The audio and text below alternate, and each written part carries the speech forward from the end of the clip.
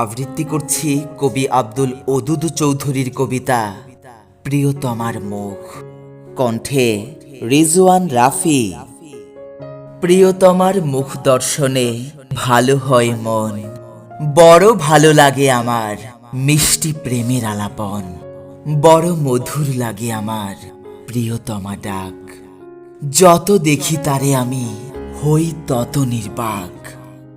প্রিয়তমা প্রিয়তমা পাশে থেকো সদা, তোমার কোলে ঘুম দেব রেখে আমার মাথা।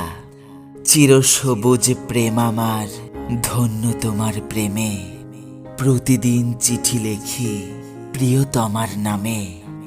প্রিয়তমার প্রেম সাগরে দেব ডুব সাঁতার, তোমাকে পেতে আমি কাটতে রাজি পাহাড়।